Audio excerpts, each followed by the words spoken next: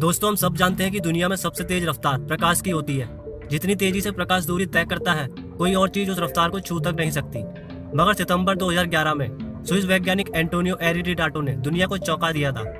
Antonio ने दावा किया था कि न्यूट्रिनो नाम के कुछ कणों ने प्रकाश से भी तेज रफ्तार से दूरी तय की है।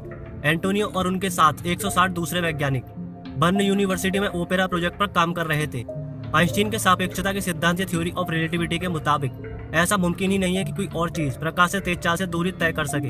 अगर ऐसा होता है तो भौतिक विज्ञान के कई नियमों को बदलना होगा। हालांकि एंटोनियो और उनके साथियों को अपने दावे पर इतना भरोसा नहीं था। दरअसल उन्हें इस बात पर पूरा यकीन नहीं था कि उनके प्रयोग के जो नतीजे हैं वो पूरी तरह से सही थे। इसलिए उन्होंने कुछ और वैज्ञानिकों की मदद मांगना चाहा ताकि वो उनके प्रयोग के नतीजों को अच्छे से उन्हें समझा सकें। बट लास्ट में पाया गया कि ओपेरा प्रोजेक्ट के नतीजे गलत थे। दरअसल एक तार में हुई गड़बड़ी के कारण एंटोनियो और उनके साथियों के प्रयोग के नतीजे गलत आए थे।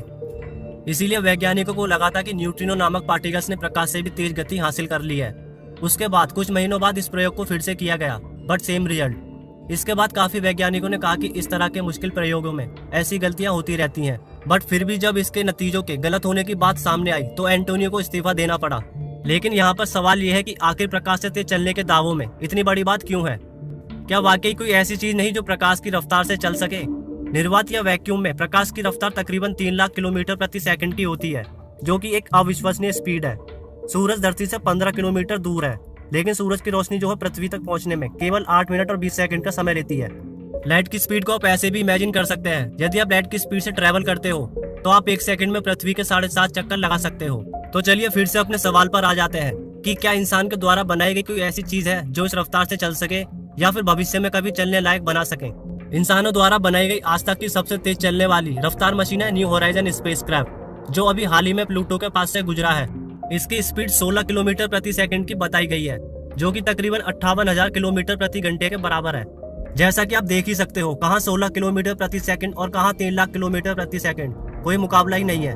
हालांकि इंसानों ने कुछ ऐसे पार्टिकल्स बनाए हैं जो कि काफी तेजी से चलते हैं, जैसे कि 60 के दशक में मैसाचुसेट्स इंस्टीट्यूट ऑफ टेक्नोलॉजी के वैज्ञानिक बतौरजी ने कुछ इलेक्ट्रॉन्स को तेज रफ्तार देने में कामयाबी हासिल की थी।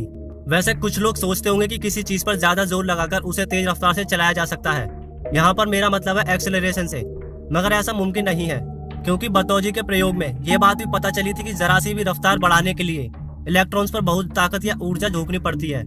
इससे इलेक्ट्रॉन्स की रफ्तार स्पीड ऑफ लाइट के करीब तो पहुंचती है, लेकिन उसके बराबर आज तक नहीं पहुंच पाई। लेकिन सवाल यह है कि आखिर इलेक्ट्रॉन्स ऐसी रफ्तार क्यों हासिल नहीं कर सकते?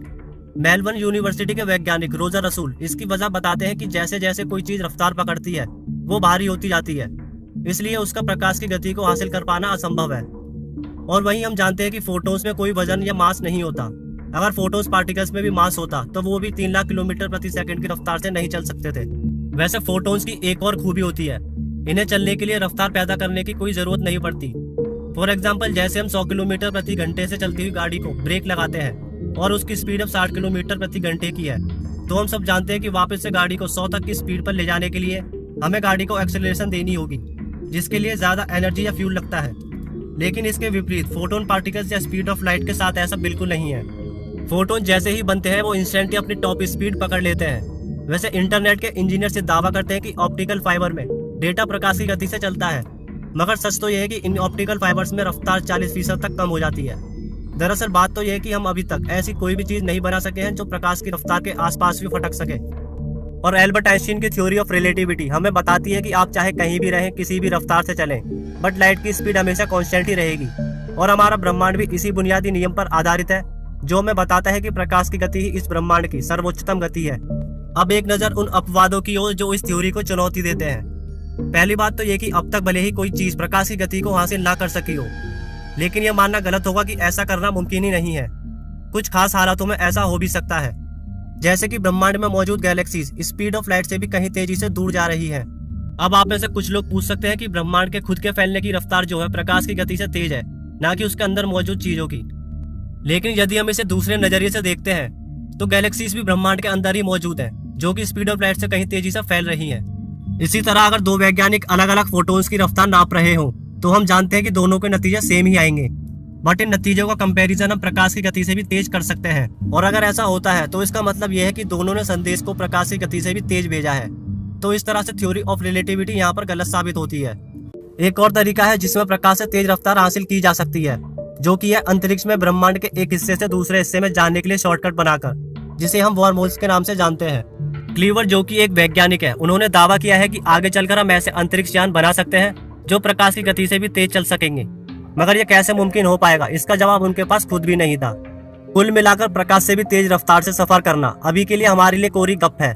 अभी यह एक केवल वैज्ञानिक फैंटेसी मात्र लगती है। हालांकि इससे निराश होने की हमें इतनी भी जरूरत नहीं है, क्योंकि प्रकाश की रफ्तार से खाली प्रकाश ही नहीं चलता। रेडियो तरंगे, यूवी किरणें, एक्सरे, गामा रेज, ये सब के सब प्रकाश के ही रूप है और उसी की रफ्तार से चलते हैं। और ये तकनीक इंसानों द्वारा ही बनाई गई है। बाकी समय सब चीजों का उपाय है। हमें बस इंतजार करना है और देखते रहना है। शायद भविष्य में हम प्रकाश की गति को भी मात दे पाए। तो दोस्तों, हमारी आज की ये वीडियो खत्म होती है। प्लीज वीडियो को लाइक और शेयर करने का अपने दोस्तों के साथ, शायद हो सकता है उन्हें भी ये वीडियो पसंद आए। और चैनल पर यदि नए हो तो चैनल को सब्सक्राइब कर लीजिए ऐसी ही और साइंटिफिक वीडियोस देखने के लिए। जल्दी मिलते हैं हमारी नेक्स्ट वीडियो में। धन्यवाद।